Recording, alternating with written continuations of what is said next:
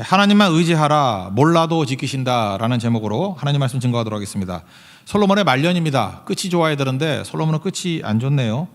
우리가 믿음 가지고 우리 인생에 누구나 다 추나추동같이 있는 것이 고난이고 죽음이고 부활이라 그랬죠. 믿음으로 고난도 돌파해야 되고 믿음으로 죽음도 돌파해야 되고 믿음으로 부활까지 가야 되는데 끝까지 못 갑니다. 왜 그렇습니까? 믿음이 없기 때문에 그래요. 그래서 솔로몬은 절대 이게 부러울 사람도 아니고 아무것도 아니라는 거예요. 주님 다시 오실 때까지 나는 이 길을 가리라. 그게 믿음이지 이렇게 끝이 뒤죽박죽이 된 인생은 사실 불쌍한 인생이라는 것입니다.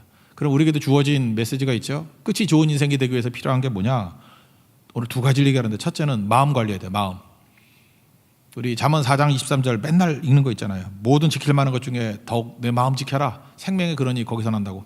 마음 지켜야 돼요. 마음. 그래서 오늘 성경을 보면 마음이라는 단어 엄청 많이 나오고요. 사랑했다라는 마음이 나와요. 그러니까 무슨 얘기죠? 사랑이 마음을 훔쳐가 버린다는 거예요. 그래서 사랑이나 마음이나 같은 거겠죠. 그러니까 사랑하는 게 마음 차지하는 겁니다. 돈사랑, 돈이 차지하는 거고, 집사랑, 집이 온통 마음을 다 사로잡고 집 사면 끝나는 줄 알고, 교회 오세요? 그럼 집사 시켜줄 테니까 집사하는 게 다인지 알고, 그 다음에 뭐 이성, 남자는 여자는 남자 사랑. 그러니까 사랑은 마음을 빼앗아가 버립니다. 그래서 마음을 지키지 못하도록 만든다. 치명적이라는 거죠. 솔로몬이 그런 인생을 살았다라는 것입니다. 그런데 명분은 그랬어요. 정략 결혼한다고. 여기 부인이 1000명인데 사실은 뭐 1000명이라는 게 명분은 그거겠죠. 정략 결혼이라고. 그렇지만 실제는 욕심이죠. 왜냐? 바로의 딸하고 결혼한 건 정략 결혼이라고 말할 수 있어요. 센 나라니까. 그래서 바로의 딸하고 결혼하면 이게 정략적으로 도움이 될 것 같아요. 그리고 밑에 있는 그 허접한 나라들 있지 않습니까? 모압이라든지 암몬, 에돔, 시돈, 헷 이런 거는 욕심이죠. 그래서 우리 인생도 그래요. 하나님의 명분을 딱 들고 뭐 일을 하면서 실제로는 뒤에서는 다 자기 욕심 채우려고 하는 거. 본능대로 사는 거죠. 본능이 뭐라 그랬어요? 두려움은 피하는 거고 욕심은 채우는 거고. 그게 본능이죠. 본능이 뭐예요? 종교적인 삶. 그게 본능적으로 살았다라는 것입니다. 그러니까 나중에 문제가 되는 거죠. 여기 700명의 아내라 그랬는데 결혼한 여자가 700명이고 결혼 안 하고 동거한 여자가 300명이다. 그렇게 생각하면 되겠죠. 그러니까 온통 다 마음 빼앗겨 버렸다라는 거예요. 그러니까 마음 못 지켰죠. 마음 못 지키면 끝까지 못 갑니다. 그래서 여러분도 마음을 든든히 지킬 줄 알아야 된다. 그런 얘기죠. 1절부터 3절까지 읽겠습니다. 시작. 솔로몬 왕이 바로의 딸 외에 이방의 많은 여인을 사랑하였으니 곧 모압과 암몬과 에돔과 시돈과 헷 여인이라. 여호와께서 일찍이 이 여러 백성에 대해 이스라엘 자손에게 말씀하시기를 너희는 그들과 서로 통혼하지 말며 그들도 너희와 서로 통혼하게 하지 말라. 그들이 반드시 너희의 마음을 돌려 그들의 신들을 따르게 하리라 하셨으나 솔로몬이 그들을 사랑하였더라. 왕은 후궁이 700명이요 첩이 300명이라. 그의 여인들이 왕의 마음을 돌아서게 하였더라. 여기 보세요. 계속 사랑했다, 마음 돌렸다. 결국은 자기가 사랑하는 것에 마음을 다 빼앗겨 버렸다 그러는 거죠. 그 여자들이 오면 그냥 옵니까?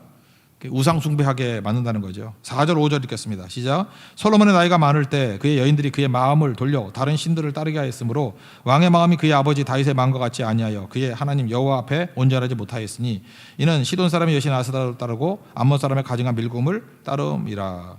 우상의 특징이 뭡니까? 눈에 보이는 거죠. 하나님은 눈에 보이지 않잖아요. 그러니까 우상 숭배할 때는 맨날 눈에 보이는 거 따라가게 돼 있죠. 그래서 마음을 빼앗겨 버리게 되었다는 것이면 하나님 눈에 안 보이잖아요. 그래서 하나님은 영으로 진리로 예배드리기 이전에는 하나님과 교제하는 게 쉽지 않아요. 그러니까 쉬운 거 따라가다가 망하게 되었다 그런 거죠. 그러니까 참 이렇게 무서운 거예요. 우리 마음 빼앗기는 거. 이게 잘 보면요, 그 이상해요. 그 남자들도 이렇게 여자 한 명 잘못 사귀어놓고 나면 그렇게 신앙 좋았던 애가 하루아침에 무너지는 거 보게 돼요. LTE 속도로 무너져요. 야, 무섭다. 내가 그런 건 무섭다. 그럼 그 여자는 뭘까? 이런 생각이 들어요. 그죠? 되게 신기해요. 어쩌면 저렇게 신속하게 무너지게 만드나. 그 솔로몬이 그랬다는 것입니다. 그 다윗의 아들이잖아요. 믿음의 계승자. 그런데 그냥 순식간에 무너져 버리게 되는 이런 일들이 있더라는 것입니다. 솔로몬이 왜 이랬을까? 너무 자신만만해서 그래요. 그죠? 내 마음의 주인이 나라고 생각해요. 여러분도 그러죠? 내 마음이 있는데 마음을 컨트롤하는 게 나라고 생각해요. 나는 똑똑하거든? 내가 전무후무한 지혜가 있는 사람이잖아. 나는 지혜로운 사람이야. 나는 똑똑한 사람이야. 나는 바른 판단하는 사람이야. 내가 그 솔로몬의 재판 몰라? 그런 거까지 판단하고 마음까지 읽어내서 판단하잖아요. 그런 내가 내 마음을 컨트롤 못할 줄 알아? 이 교만이죠. 자기가 자기 마음을 컨트롤할 수 있다고 생각한 거예요. 그래서 교만한 사람들은 막 주변을 난잡하게 막 벌려놔요. 왜? 어떤 일이 벌어져도 나는 마음 흔들리지 않는다고. 여기 보니까 마음도 약해질 때가 있잖아요. 뭐 늙었다 그러는데 늙었다는 게 뭐예요? 뭐 힘도 없고 메가리도 없고 그럴 때죠. 그러니까 우르르 무너진다는 거예요. 그래서 내 마음 내가 지키는 게 아니라는 것입니다. 내 마음은 하나님이 지켜주셔야 되는 거예요. 그래서 내 마음의 주인을 나로 삼으면 무너집니다. 그래서 마음을 지킨다는 건 뭐냐? 마음을 지켜야 되는 건 채워야 되는 거죠. 어떤 그 부대자루가 있는데 이거 어떻게 세워요? 아무리 빳빳하게 뭐 다림질을 해도 세워지나? 또 쓰러지고 또 쓰러지고 하죠. 부대자루 세우는 방법이 뭐예요? 채우면 되죠. 뭐 쌀로 채우든지 보리로 채우든지 아니면 모래로 채우든지 채우면 서잖아요. 이렇게. 그죠? 모래 주머니 되니까. 채워야죠. 우리 마음도 마찬가지예요. 마음이 무너져 있습니다. 그거 어떻게 세울 거예요? 채워야 된다고요. 뭐로 채워요? 말씀으로, 예수님으로. 근데 솔로몬은 교만해가지고 이걸 모른 거예요. 자기가 자기 마음을 세운대. 그러다가 우르르 무너지게 되었다는 것입니다. 여러분 자기 자신 믿지 마십시오. 베드로가 그랬잖아요. 여기 있는 사람이 다 주님을 버린다 할지라도 나는 주님 안 버려요. 뭘 믿었어요? 자기 자신을 믿었어. 나는 성격이 강직하고 나는 배신 안 하고 나는 충성하는 성격이고 뭐 자기 스스로 그렇게 생각했을 거 아니에요. 어찌 내가 배신하냐? 배신하면 요한이 배신하지. 저놈들이 배신하지 내가 배신해? 나는 배신 안 해. 그러다가 무너져 버리잖아요. 그게 아니죠. 주님 의탁해야죠. 말씀으로 채우든지 예수님 나를 불쌍히 여겨주세요. 채워주세요. 나중에는 무너지고 난 다음에 그러잖아요. 나 사랑하니? 그랬더니 내가 사랑합니다 말도 못해. 내가 사랑할지 주께서 아십니다. 최종 판단 주님이 해 주십시오. 그러잖아요. 그러니까 마음 지키는 방법이 뭐예요? 채우는 거라고. 말씀으로 채우고 예수님으로 채울 때 되는 건데 솔로몬은 그러지 않아서 무너졌다는 것입니다. 여러분들 혹시라도 지금도 막 호언장담하는 사람들 있죠. 나는 뭐 비대면 예배 드려도 얼마든지 이런 거 오래 해도 흔들림이 없고 가난한 교인, 교회를 따라서 안 나가, 교회 안 나가 그래도 나는 믿음이 흔들리지 않아. 나는 날마다 성경 보고 날마다 기도하고 날마다 인터넷으로 이것저것 주워 들어가지고 절대 믿음이 흔들리지 않아. 꽤나 그렇겠다. 꽤나. 그럴 때 우리가 느끼는 게 뭐죠? 너 솔로몬이야. 솔로몬이라고. 솔로몬이라는 이름 뭔지 알죠? 샬롬에서 나온 거래. 샬롬. 평화예요. 평화. 이름 뜻이. 샬로모거든. 샬라모. 그러니까 샬롬하고 똑같아. 어머니. 솔로몬의 이름이 평화거든요. 평화. 근데 이름하고 반대가 돼버렸죠. 계속 대적자라고 전쟁 나고 뒤죽박죽 돼버리잖아요. 왜요? 자기 마음을 자기가 컨트롤한다 그럴 때 평화가 깨져버려요. 전쟁이 돼버려요. 전쟁 상태가. 평화는 언제 와요? 맡길 때. Peace with God. 하나님과 평화를 이룰 때만 평화가 와요. 예수님 주시는 절대 평화다. 그런 거죠. 그리고 또 하나는 뭐냐면 붙어 있는 거예요. 그러니까 채우는 것도 있지만 하나님께 붙어 있는 거. 하나님께 붙어 있을 때 마음 지키는 거죠. 포도나무 비유 있잖아요. 요한복음 15장 4절 보니까 나의 안에 거하라. 그리고 포도나무에 가지가 붙어 있지 아니하면 스스로 열매를 맺지 못하는 것 같이 너희도 그렇다고. 붙어 있어야죠. 붙어 있어야지. 딱 붙어 있어야지 되는 거죠. 우리 마음 지키는 방법이 뭐예요? 예수님께 딱 붙어 있든지 채우든지 붙어 있든지 채우든지 그거예요. 지금도 이렇게 예배에 붙어 있지 않고 기도에 붙어 있지 않고 그러면 그 가지 잘린 가지예요. 그거 열매 못 거둔다고. 그러니까 우리는 뭐 하는 거예요? 마음 관리는 딴 거 아니에요. 채우든지 주님으로 채우든지 말씀으로 채우든지 주님께 붙어 있든지 막 붙어 있든지. 아버지 다윗은 어땠죠? 고난이 많았습니다. 고난이 많으니까 나쁜 것도 아닌 것 같아요. 고난이 많으니까 의지할 게 없잖아요. 그래서 하나님만 찾고 하나님께 붙어 있었어요. 하나님께 딱 붙어 있었어요. 그랬더니 내 마음에 합한 자다 그러잖아요. 그리고 찬양과 감사와 말씀으로 가득가득 채웠어요. 그랬더니 다 무너진 상태에서 일어섰잖아요. 다윗이 왜 하나님 마음에 합한 자예요? 하나님 마음에 합한 자예요. 그의 마음이 하나님을 향해 있기 때문에. 그러니까 마음과 마음이 통한 거죠. 내 마음에 합한 자다. 왜? 다윗의 마음이 하나님을 향하기 때문에. 그래서 믿음의 영역이 마음이에요. 마음을 잘 지킬 줄 아는 거. 솔로몬은 마음을 빼앗기잖아요. 엉뚱한 욕심에, 본능에. 그래서 다 무너지게 되었다. 그런 얘기입니다. 여러분들도 마음을 하나님을 향하는 정도 되기를 원합니다. 그래서 항상 마음 관리해야 돼요. 마음은 마음속에 믿음이 있잖아요. 믿음으로 굳건하게 세울 수 있는 흔들리지 않는 마음, 흔들리지 않는 믿음 갖는 우리 하나님의 종 되기를 바랍니다. 그러지 않으면 마음 빼앗기면 다 뺏겨버린다는 거예요. 오늘 이제 쭉 내용을 읽어보면 알겠지만 하나만 붙들면 돼요. 우리가 주변에 있는 것들 뭘 다 알겠어요. 그래서 마음 지금도 이렇게 막 삶이 뒤죽박죽 돼 있죠. 그러면은 이것저것 할 게 딱 하나 마음만 잡으면 돼. 마음 잡으면 돼. 우리 믿지 않는 사람 그러잖아요. 마음 잡았어 그러잖아. 마음 잡을 때부터 일이 풀리는 거잖아요. 마음만 하나 굳건하게 하나님을 향해서 붙어 있고 하나님으로 채우면은 나머지 저절로 풀려요. 환경 아닙니다. 뭐 여러분 지금 시험에 못 붙어서 문제가 되고 뭐 결혼을 못해서 문제가 되고 취업을 못해서 문제가 되는 게 아니에요. 마음에 말씀이 들어가 있지 않고 하나님께 딱 붙어 있지 않기 때문에 벌어지는 일들이지.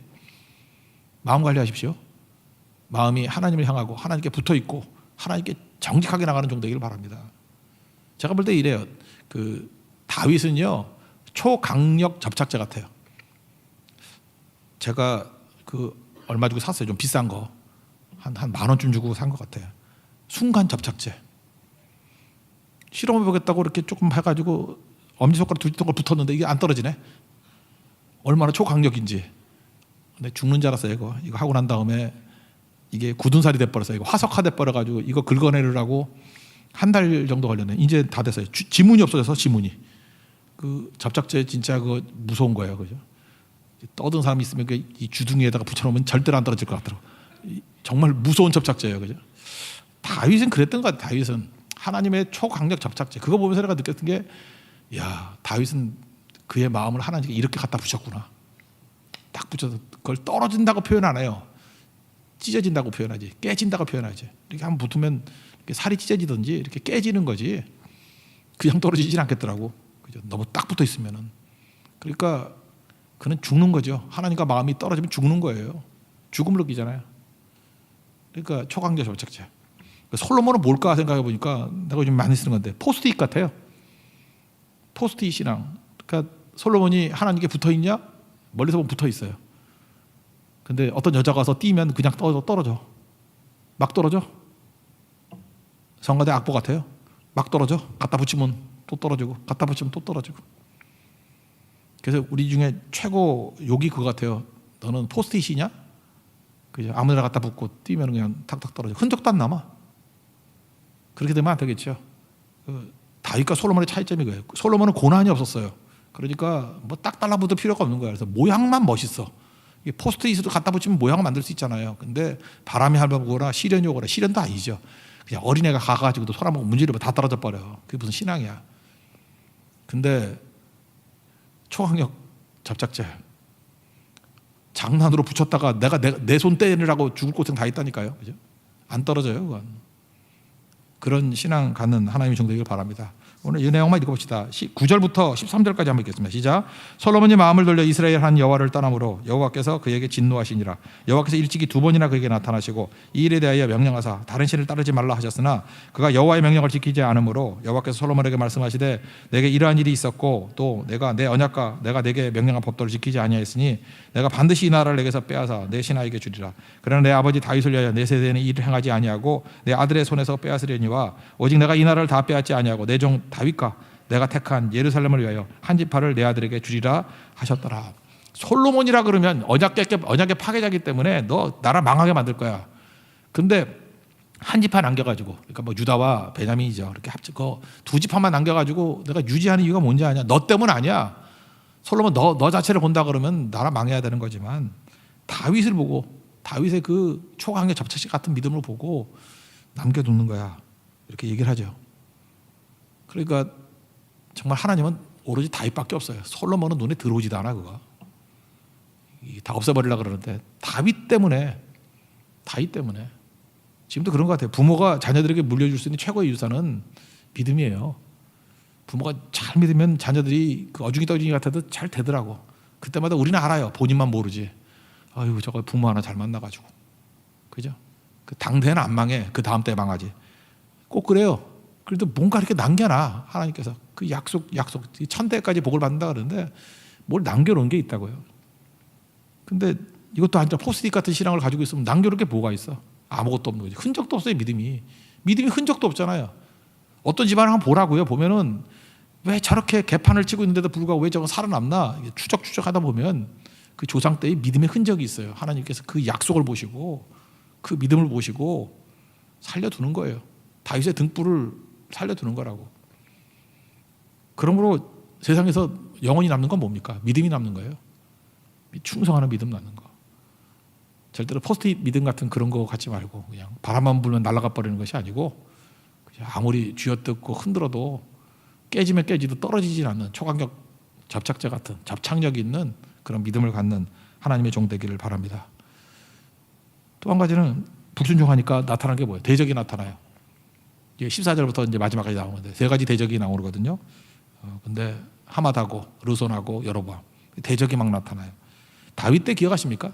하나님께서 다윗을 사랑하시고 하나님 앞에 충성을 다했더니 모든 대적의 손에서 벗어나게 하셨다. 이거 사무엘 하부터 계속 나와요. 다윗 시대 때는 대적을 없애버리고 모든 대적의 손에서 벗어나게 만들었다. 태평성대를 이루게 만들었다. 대적이 없어지게 만들었다. 뭐 이런 거예요. 그리고 다윗이 솔로몬에게 왕위를 물려줄 때는 대적이 다 사라져 버렸어요. 그리고 특별히 그 용서해 줬던 거 있죠. 반란을 용서해 줬던 거. 그거 이렇게 처리하라 그러는 거 있죠. 시므이, 요압. 이거는 다윗이 약속했던 거기 때문에 내 손으로는 아니야. 뭐 그다음에 아비아달 제사장 둘이 있었잖아. 그 아도니아 편에 들고 뭐 했던 거. 요거 정도가 대적이었는데 솔로몬 왕이 초창기에 이것도 해결이 되잖아요. 그래서 솔로몬이 왕이 처음 가졌을 때는 아버지 덕분에 대적이 없었고 아버지가 찝찝하게 남겨놨던 거 아버지가 처리해. 그래서 다 처리해 버렸어요. 그러니까 대적이 없는 상태예요. 그죠? 대적 프리. 대적으로부터 프리한 상태예요. 그리고 말씀대로 충성했다 그러면 뭐 어마어마한 능력이 임하지 않겠습니까? 이름같이 샬롬이 임한 거죠. 로마의 팍스 로마나 같이 팍스가 아니라 이건 뭐죠? 그 샬롬은 솔로몬이 되겠죠. 솔로몬의 샬롬 시대가 이루어지겠죠. 엄청난 것이 이루어질 것인데 불순종하니까 우리도 인생에 많은 문제가 어디서 나타나는지 알아요. 불순종하면 대적들이 막 나타난다니까요. 대적들이 나타나거나 아니면 물리치지 못하도록 만드는 일들이 벌어지게 되는 것입니다. 3대 대적 하닷, 르손, 여로보암이에요. 먼저 에돔은 사해가 있죠. 사해 동쪽 밑에 쪽 에서의 후예들이죠. 에돔 족속 중에 하닷이라고 있었어요. 다윗 시대 때 전략적으로 남방 쪽에 되게 전략적인 요충지거든요. 거기 돌도 많고. 그래서 에돔을 정복을 했습니다. 그때 요압이 가가지고 다 죽여버리는가 봐. 근데 하닷의 부모도 죽였는가 봐요.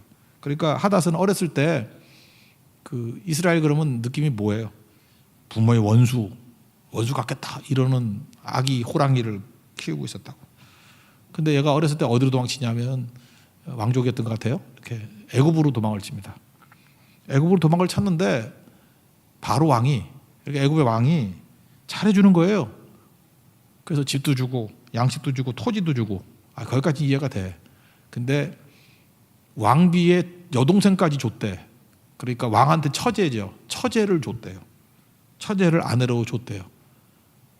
그러니까 한 집 한 사람이 돼버린 거예요. 그러니까 왕과 동서지간이 된 거죠. 뭐 이렇게 된 거예요. 바로 왕과 동서지간이 된 거예요. 그냥 한번 쭉 읽어봅시다. 17절부터 20절까지 읽겠습니다. 시작. 그때 하닷은 작은 아이라 그의 아버지 신하중 에돔 사람 몇몇과 함께 도망하여 애굽으로 가려 하여 미디안을 따라 바란에 이르고 거기서 사람을 데리고 애굽으로 가서 애굽 왕 바로에게 나아가매 바로가 그에게 집과 먹을 양식을 주며 또 토지를 주었더라. 하닷이 바로의 눈앞에 크게 은총을 얻었으므로 바로가 자기의 처제 곧 왕비 다브네스의 아우를 그의 아내로 삼음에 다브네스의 아우가 그로 말미암아 아들 그누밧을 낳았더니 다브네스가 그 아이를 바로의 궁중에서 젖을 떼게 하매 그누밧이 바로의 궁에서 바로의 아들 가운데 앉았더라. 근데 막상 그 부인은 누군지 모르고 있고 하여튼 그 바로 와이프 이름만 쭉 얘기를 하면서 아들 나니까 그러니까 뭐죠? 그 이모가 그 아들 그누밧을 왕자같이 키웠다. 뭐 이런 일이 벌어집니다. 이게 참 아이러니죠. 잘 보세요. 솔로몬이 바로의 딸을 아내로 삼았던 이유가 뭘까요? 동맹 맺으려고, 힘을 얻으려고. 그죠? 그런데 지금 실제로 솔로몬의 대적은 누구 손에 의해서 커지고 있어요? 애굽의 손에 의해서 커지고 있더라. 참 아이러니죠. 우리도 그래요. 나는 저건 믿을 만해. 저 사람만은 그죠? 절대로 나를 대적하지 않아. 곰곰이 보라고요. 그 사람이 대적자 돼요. 그 사람이 배신자 되고 그 사람이 넘어뜨리게 되는 자가 되고. 애굽을 의지했는데 애굽이 뒤통수 치는 거죠. 세상은 항상 그래요.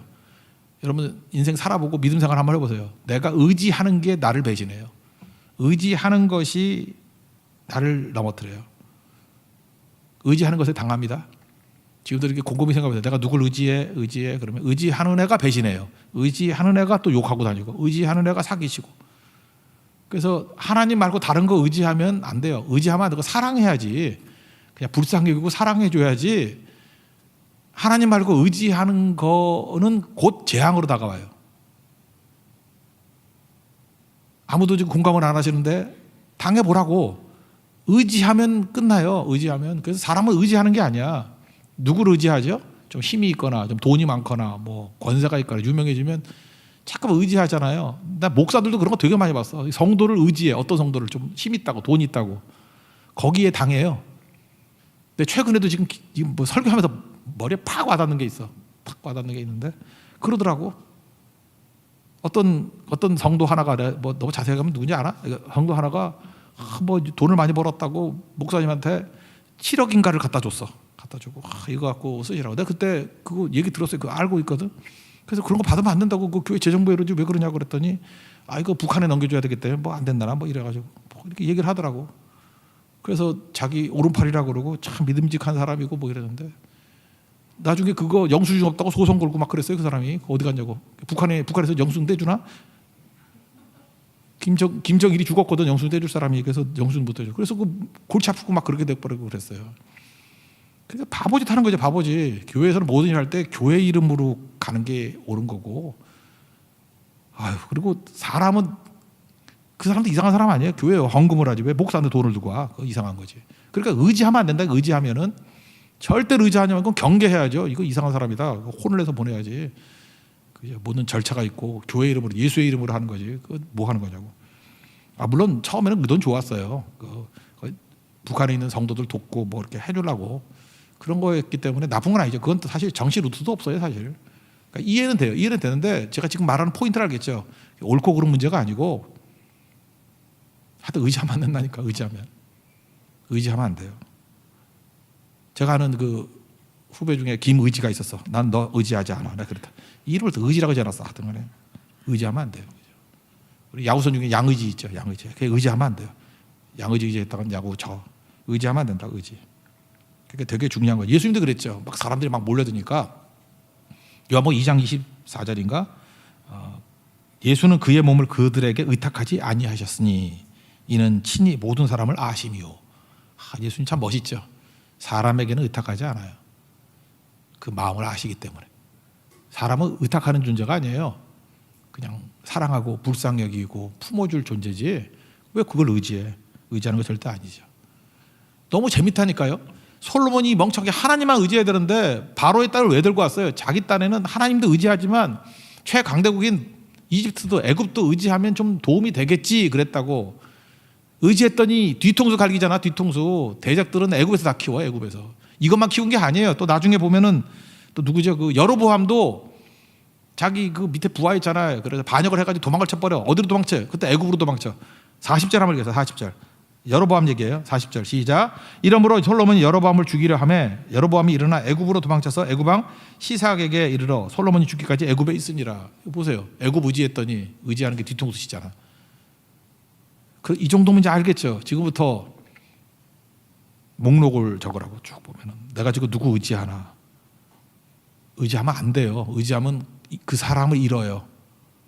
의지하는 순간 그 사람을 잃어버리고 그 사람이 떠나갈 것이고 그 사람이 배신할 것이고 그 사람이 뒤통수 칠 것이고. 근데 반대로 우리 뭐 힘 있고 뭐 하더라도 불쌍한 게 인간이라고 그를 사랑하고 품고 그러면요 그 묘해요. 그죠? 다 떠나갈 것 같이 보여도 그 사람은 남아있어. 끝까지 믿음의 자리에 남아있어. 그러니까 우리가 하나님의 일을 하면서 해야 될 일이 뭐냐면 의지하는 거는 나도 망치고 그 사람도 망치는 거야. 같이 망치는 거예요. 사랑해야 됩니다. 불쌍히 여겨야 돼요. 긍휼히 여기는 자는 긍휼히 여김을 받는다 그러잖아요. 긍휼히 여기고 용서해주고 용납해주고. 의지하는 거는 하나님만 의지해야 된다. 이 솔로몬이 우리에게 보여주는 거예요. 그러니까 끝까지 못 가잖아요. 그래서 하나님만 의지하는 믿음의 종 되기를 축원합니다. 그게 되게 중요한 거죠. 중요한 거예요. 그 다음에 이제 르손이라는 사람 나오는데 이 사람은 흑수저였던 것 같아요. 이렇게 도망다니다가 수리아가 가서 또 거기서 왕이 돼버리는 존재네요. 하여튼 솔로몬 치려고 하나님께서 여기저기 이런 사람 만들어 놓고 그래요. 이거는 뭐 그냥 넘어갑시다. 뭐 이런 르손이랑 읽기만 하고 넘어갑시다. 23절부터 25절 시작. 하나님이 또 엘리아다의 아들 르손을 일으켜 솔로몬의 대적자가 되게 하시니 그는 그의 주인 소바 왕 하다데스에게서 도망한 자라. 다윗이 소바 사람을 죽일 때 르손이 사람들을 자기에게 모으고 그 무리의 괴수가 돼 다메섹으로 가서 살다가 거기서 왕이 되었더라. 솔로몬의 일평생에 하닷이 끼친 환란 후에 르손이 수리아 왕이 되어 이스라엘을 대적하고 미워하였더라. 그러니까 하닷과 르손 대적이라고. 마지막 세 번째 대적은 내부의 대적이에요. 여로보암 에브라임 지파 사람. 에브라임 지파가 요셉 지파가 에브라임 므낫세 둘이 있었잖아요. 제일 숫자도 많고 제일 세고 과부의 아들이었어요. 흙수저였는데 여기서 갈고 닦고 올라온 사람이고 되게 부지런해서 뽑았대요. 부지런하고 그 다음에 그 역경을 겪고 나온 솔로몬 자기는 광야가 없었잖아요. 이 사람 광야가 있었던 사람이에요. 여로보암은. 26절 한번 읽겠습니다. 시작. 솔로몬의 신하 느밧의 아들 여로보암이 또한 손을 들어 왕을 대적하였으니 이는 에브라임 족속인 스레다의 사람이 그의 어머니의 이름은 수르야이니 과부더라. 그러니까 이런 사람을 들어 일으켜 가지고 솔로몬의 대적자로 삼으십니다. 하나님이 보낸 거죠. 아이야 선지자를 보내 가지고 옷 12조각으로 이렇게 찢어요. 12조각 쪼가 가지고 10조각을 주면서 내가 너에게 10나라 10지파 주겠다 이렇게 얘기를 합니다. 그러면서 그 여로보암에게 하는 말 중에서 참 중요한 거예요. 나중에 뒤에 보면 나오는데 모든 악한 길의 표준이 여로보암의 길이에요. 여로보암의 길을 걸었다. 그 반대가 뭐냐면 다윗의 길이에요. 다윗의 길을 걸었다. 그러니까 다윗의 길과 여로보암의 길 이렇게 대비되는 거라고. 근데 여로보암에게도 얘기를 하는 거예요. 너 다윗의 길을 걸으면 살아. 하나님이 특별히 말씀한 거예요. 너 다윗의 길 걸으면 살아. 이건 사실 솔로몬에게는 얼마나 욕된 얘기입니까? 아들인데 아들이 아버지의 길만 걸으면 최고가 되는데 아버지 길을 안 걸었잖아요. 그러니까 지금 뭐라 그래요? 남인데 대적한테 하나님 뭐라 그래요? 너 다윗의 길을 걷기만 하면 내가 너에게 축복과 은혜를 부어줄 거야. 우리 교회도 마찬가지죠. 이게 이런 거하고 똑같은 거예요.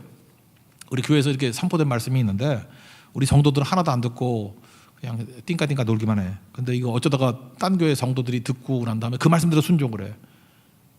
그러면 이 교회에 임했던 모든 축복이 성도들은 못 누리고 딴 데 있는 사람들이 다 누리게 되겠죠. 그런 거라고요 지금.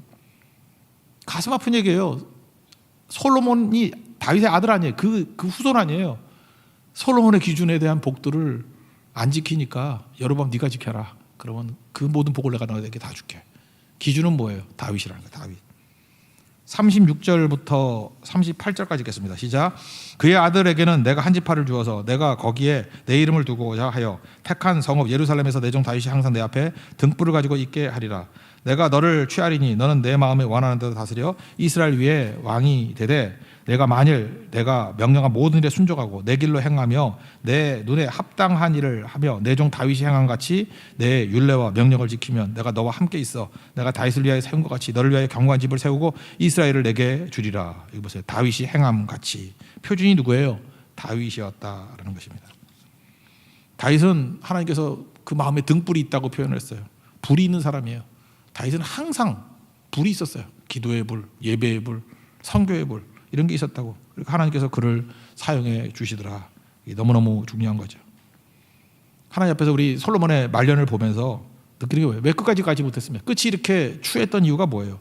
마음 관리하지 못했어요. 마음을 자기가 주인인지 알고 내 마음을 주관하는 건 나야. 내가 주인이 아니에요. 하나님으로 쳐서 하나님이 주인 되게 많아요. 나다 이버 크라이스트. 그리고 채워야 돼. 말씀으로 채워야지 되는 거죠. 마음 지키는 거는 달라붙고 있거나 채우는 거라고. 그래야 마음 붙을 수 있다. 그리고 불순종은요 모든 대적을 다 키웁니다. 불순종은. 그리고 의지하는 것들이 있으면요 사람을 의지하는 것이 있으면 그게 다 대적이 돼버려요. 그러니까 여러분들 적어도 지혜가 있죠. 대적을 만들지 않는 방법이 뭐예요? 하나님만 의지하면 대적이 있더라도 다 쫓겨나 버리고 대적이 생기지도 않아요. 그리고 있더라도 다 무너져 버리고 하나님만 의지하는 거 그거 하나가 모든 답이에요. 그리고 또 충성하는 거. 충성하기만 하면 나머지는 저절로 다 이루어지게 된다는 거예요. 그러니까 우리가 신앙 그렇게 얘기하죠. 하나만 붙들면 나머지 저절로 이루어지는 인생이라고. 지금도 삶이 복잡하신 분이 있습니까? 머릿속이 막 복잡한 사람이 있죠.